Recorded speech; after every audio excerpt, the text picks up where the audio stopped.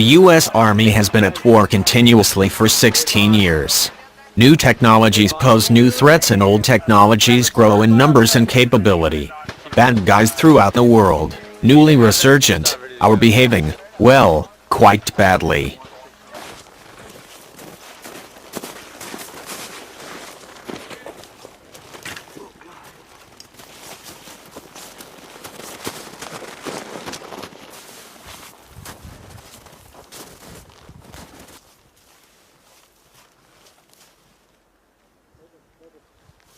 Contact! 1 o'clock!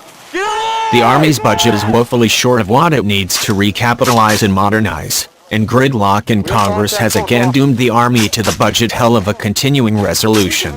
If ever the Army were ever to think creatively about how to meet the extraordinary demands it faces, now would be the time. As mentioned earlier, I meet up with Hong Company. The airline package just is over there. Roger, good copy. You got a list report? Yeah. Liquids are 100%. We have 15 mags.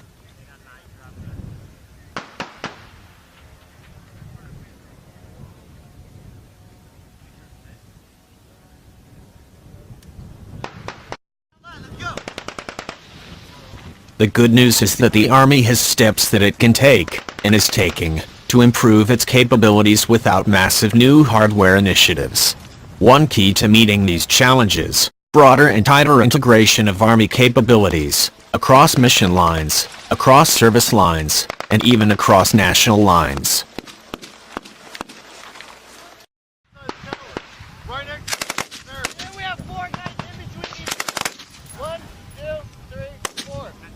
In between each building. Hey,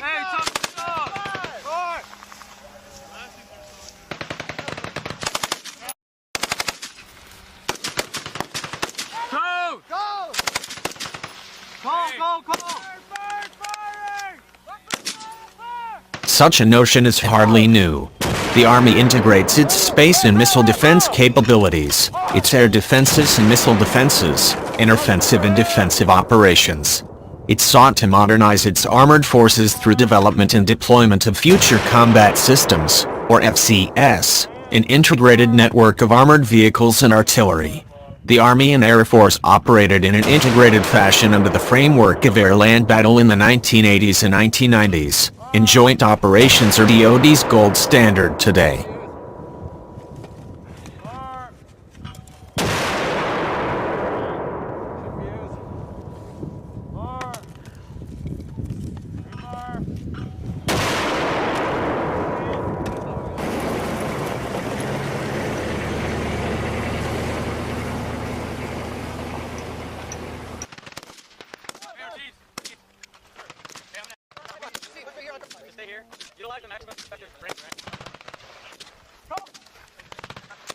The need is driven by expanding threats, and the need to deter and defeat them on tight budgets. Ballistic missile defense, even in the recent past, was hived off into a separate technological path, largely because the unique flight profile of the incoming missiles. Not so anymore. More and more missiles are capable of maneuver, and Russia and China are developing hypersonic weapons that start their flight ballistically but glide none within the atmosphere most of the way to their targets. Further, missile ranges are increasing, threatening former havens such as Guam. In general, adversaries are deploying more threat systems in more ranges and with more accuracy. Finally, serious threats are maturing rapidly from multiple axes, not only Russia, China, Iran, and North Korea, but shorter-range threats from Hezbollah and even ISIS, which are using off-the-shelf drones for ISR and precision strikes.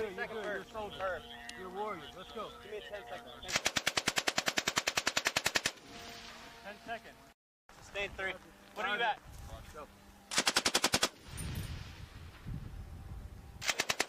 Give me a round count. Bert. 500. All right. I got another 200 coming your way.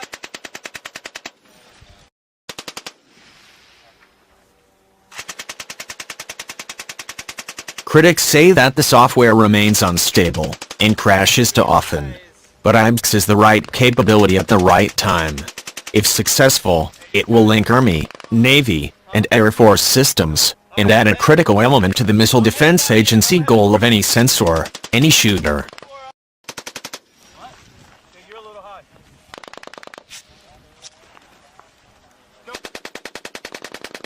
Takes over feet. Alright. David, something hit.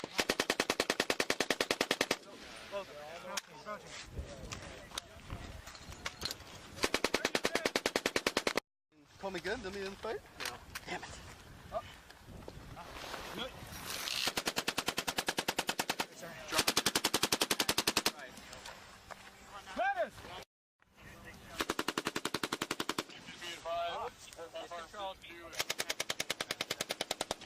The current IBCS program of record only goes so far, however, and its goals may need to be expanded. As adversary capacity and precision increases, Army short-range air defense, largely abandoned during the anti-terror campaigns, and counter-rocket and mortar defenses need to be expanded and integrated with already potent defensive forces. 20 meters. Alright, where's the back there? What's that? Copy that? What's that? 25 meters. Roger. Doc, do it right. Right, you're fine. You're fine.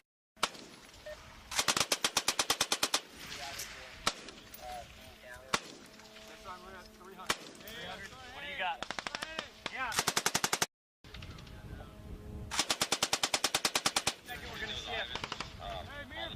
Short-range missile defenses need to be integrated with these defenses, and offensive systems of appropriate range. Lower and upper tier missile defenses need to play together even today. After years of development and operation, Patriot and THAAD are not integrated to coordinate engagements.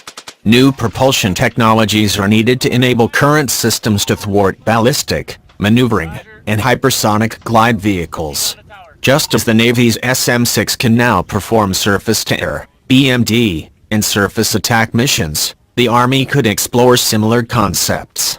Much tighter integration between offenses and missile defenses will be very valuable as well. For example, the real-time relay of launch point information from missile defense sensors to offensive forces that can plan and execute attack missions to eliminate adversary offenses before they do more harm.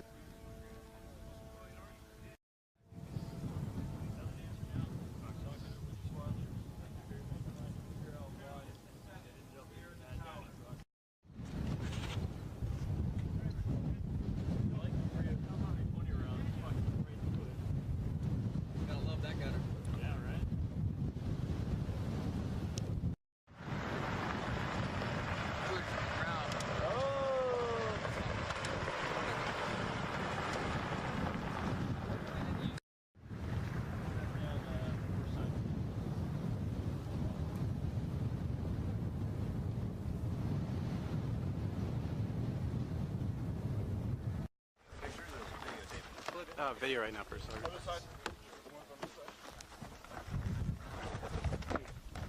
The Army has grappled with integration challenges in the past, largely unsuccessfully.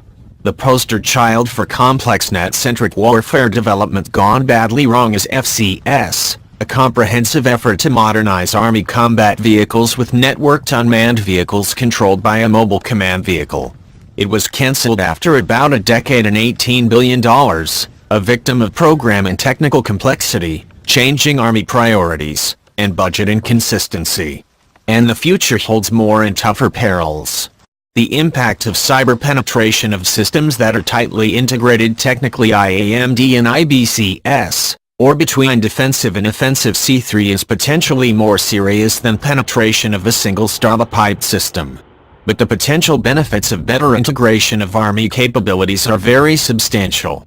Such integration can serve as a powerful force multiplier by improving the reach and performance of Army systems and those of its sister services, and promises to help the Army achieve its missions more reliably and effectively. It can provide better situational awareness, a better basis for effective planning, increased kinematic reach of defensive systems, reduced logistics strain through the efficient use of extant forces, enhanced tactical effectiveness and lethality of U.S. forces, and reduced losses, and by doing all this can shorten the campaign. The stakes are high and the goals these requirements serve are important. If the Army and its sister services can achieve this kind of integration, it will translate to much improved combat performance, which in turn can reinforce deterrence and perhaps make war less likely.